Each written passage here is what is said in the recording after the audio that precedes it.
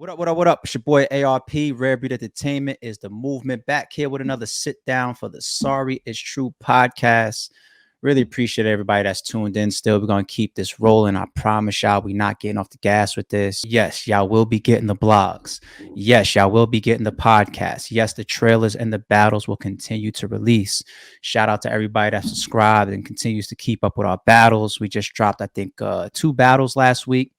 We're continuing to invest in the brick process heavily. Keep your eyes open. The Blood, Sweat, and Tears 7 tickets will be going on sale soon. They will be available at the rarebreedent.com website. They will also be available at the door like we always do. But we're going to give y'all the location, where the event is, the exact date in October, the full card. All that's going to be coming to the channel. I'm going to be putting even that information on every podcast episode that I drop too.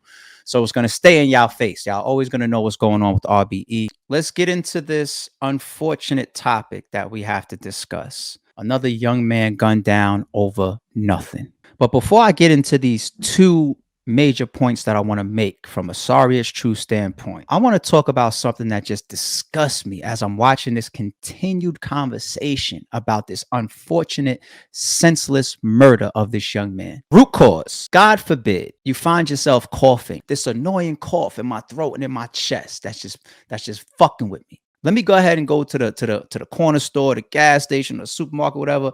Let me go grab me some Halls or some cough drops or something like that. The root cause might be maybe you've been smoking cigarettes for 10 years and maybe you have lung cancer. Meanwhile, we so stuck on paying attention to the symptoms. And I watched y'all. It feels like over a week now. Let's attack the girlfriend. She posted this location on her social media. Let's attack PNB Rock. What you doing going to that particular chicken and waffle in that particular area? It's gang infested. It's a bad neighborhood. Let's attack the fact that this man's wearing accessories, jewelry, or diamonds, or watches, or whatever in this particular place. Let's attack the fact that he pulled up in this beautiful car that he earned. Let's attack all these symptoms. For every 100 conversations I've seen so far about PNB Rock, I feel like maybe 2 or 5 of them are about the actual shooter. Nobody's blaming the root cause of the murderer that decided to go into that restaurant where this man was sitting down having a meal with his girlfriend on just a random day, just feeding himself with his girl, a day out. Enjoy my clothes, enjoy my car, enjoy my girl, enjoy my jewelry, enjoy my success, enjoy my earnings at any place in the world, good, bad area or not. The root cause is still this man with a gun that came for this man's possessions. How the fuck do we get to a point as people where that becomes the lesser of the conversation? Everybody want to deal with the cough drop? Nobody care about the lung cancer, huh? That shit bothers me so fucking much. Now, please don't anybody be stupid enough to hear the point that I'm making of why I'm disgusted and say, like, is ARP ignorant to the do's and the don'ts? We all understand survival. Like, who the fuck don't know? Like, yeah, you really shouldn't go over here past this certain time, or you shouldn't go to this section at all, or over there is a gang infested area, or yeah, I don't know if you should be wearing tens of thousands of dollars of jewelry in this particular place. We all fucking know that. We all know that shit. PNB Rock knows that too. But it's just disgusting to watch us all skip the root cause. Let's get into these 2 points now that I really, really want to chop with y'all.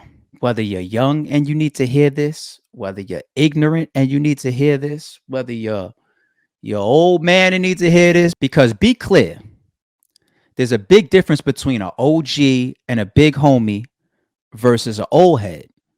You got some old people out here, they just old. They don't deserve the youth's respect. They ain't carried themselves in a way to deserve no respect. They walk around this earth as just old clowns. But what real OGs or real big homies or real people that have wisdom or experiences or just real enough to try to tell these younger people coming up some of the true realities that we need to focus on and that we need to really follow and undo some of this learning and some of these cliches, that be like part of my responsibility. God bless me with the amount of years that I've had thus far, and I hope I continue to receive those blessings. I wish I would turn around and feed y'all some bullshit. Major point number 1. And I feel like it was years ago. I have a blog on an old YouTube channel, ARP's blog spot. It's somewhere you can go find it. And one of the topics that I talked about is, in a sarcastic way, I said, if you have security, you're pussy. And then I started giving examples of what it is to be famous, or what it is to be successful, or what it is to just flat out protect yourself, right? Because we come from this culture and we have this way of thinking where anything close to security or law enforcement makes you pussy or breaks your street code or whatever the case may be, right? It's a disgusting teaching. And you know for a fact some of these young men out there, and I don't know if that's PNB Rock's case, you never know, but you know for a fact some of these people out here don't even want to be seen with security because somebody's going to say that they fake or they pussy or they not hood or they not gangster. Drama King DJ K-Slay, Pat Poose mixtape days, right? I remember he had a song about that where he was talking about security and the double standard. Damn, I wish I had a license to hold, cause when the rapper get caught with a gun, they say how stupid is he. This nigga famous walking around with his heat, but when the rapper got armed security, they say he run with police. Nobody loves a snitch, that's the code of the streets. But when the rapper get murdered, none of the least, they don't retaliate, all they say is rest in peace. I had that mentality all the way back then. I'm glad having security is finally a cool thing to do in the hip-hop culture. I'm glad. You see the single with Future on DJ Khaled's album, right? What does he say in the chorus? 24-hour security, bitch, I'm big time. All that, right? They're using it as a measure of prestige now, which is good. Whatever. If you gotta, present it as if, you're big time, you have a lot of money, and that's why you have security, whatever. As long as you fucking have it, whatever. However, you gotta mask it. But having protection, I don't give a fuck if it's an arms, police escort. When Gucci Mane pulls up to the verses with Jeezy, did you see the escort that he had leaving? The people on the side of the car with the joints walking out.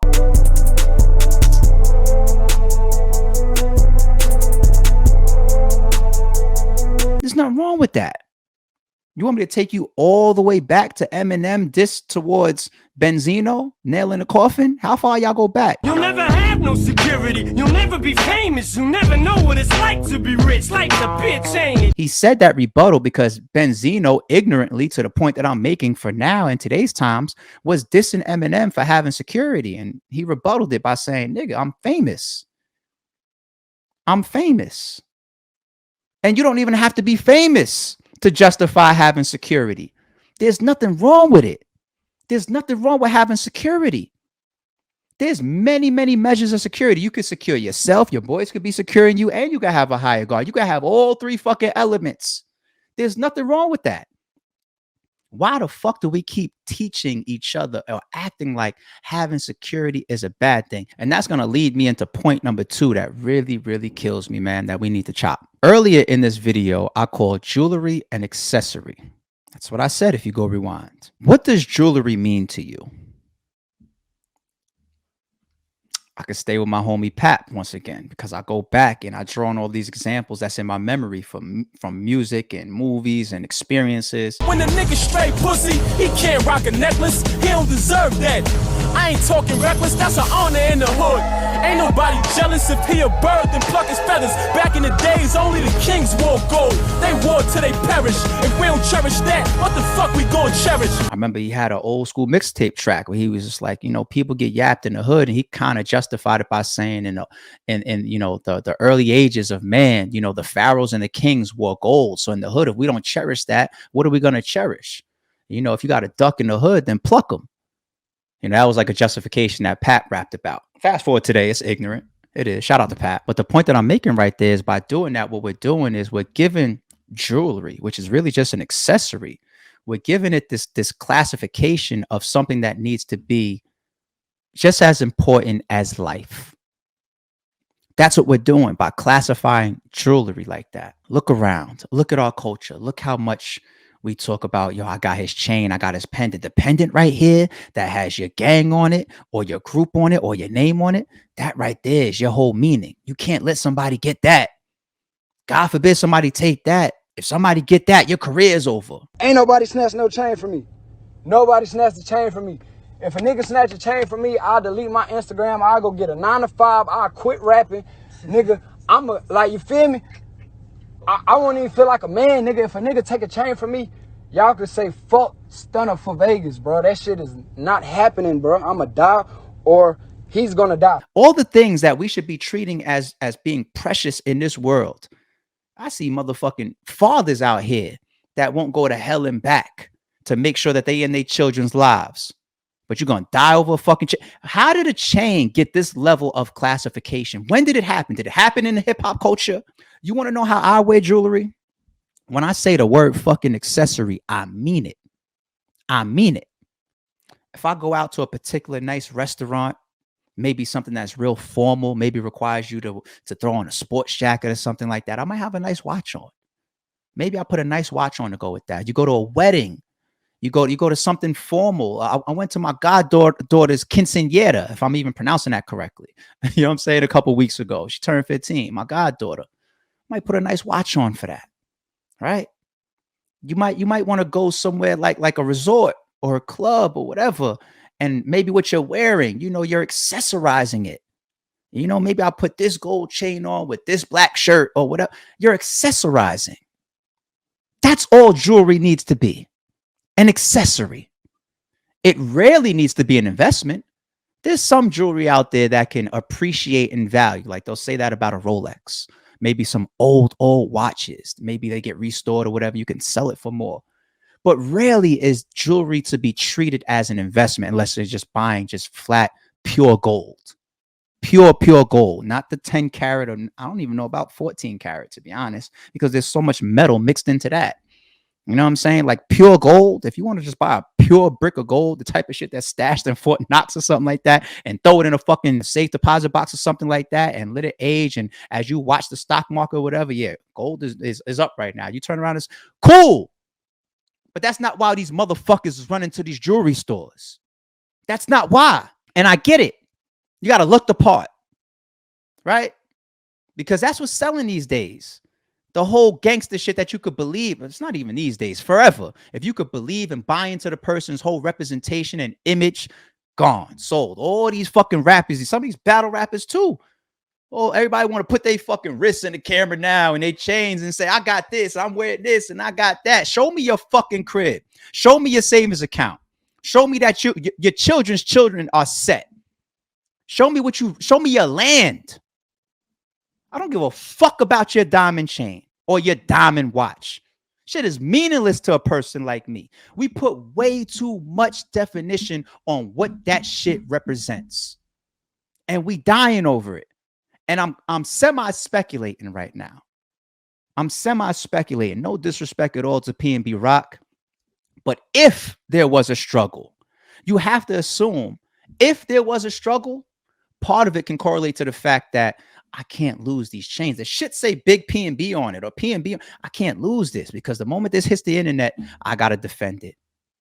But the moment that shit hits the internet and you got the cliche, somebody dangling the chain in the camera or somebody saying, yeah, we got this, come pay for it to get back or whatever, all that type of shit that happens in our culture, no other cultures, but happens in our culture all the fucking time.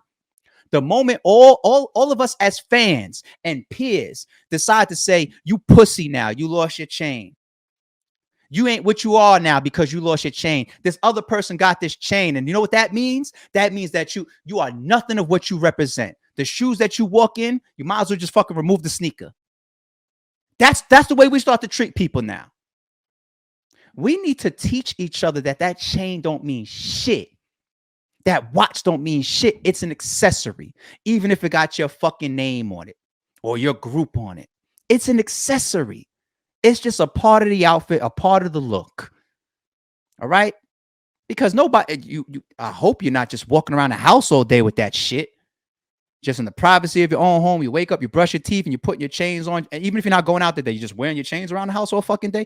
No, you're putting that shit out when it's time to create a look. But do y'all really feel that as a community, as a people, as a culture, that we need to be walking around with that mentality? Ha, you lost your chain. No more record sales for you. No more reputation for you. You ain't a tough guy. You ain't certified. You ain't a real nigga. You ain't a real person anymore because you lost your chain. Ha. the whole culture and community should be looking at the actual thief and saying, you disgust me. Instead of us cheering on like, oh, she got your chain, he's waving it on camera. Well, yeah, we need to be looking at the thief and saying, yo, you couldn't afford your own. You couldn't go work hard and go get your own. You couldn't find any other way on this green earth to find a way to feed yourself or your family other than hurt or to take from somebody else that may have worked hard for that. You need to go get that shit back. It's just disgusting. We out here as a culture and a community think that it's cool. Like, yo, you got to call around town. You better check in with the right people to get your chain back. You better call, if you in Detroit, you better call Trick. If you in Houston, you call this person, or call the Prince family. Or if you in Cali, you better call, I don't know, Big U or somebody. In New York, you better call.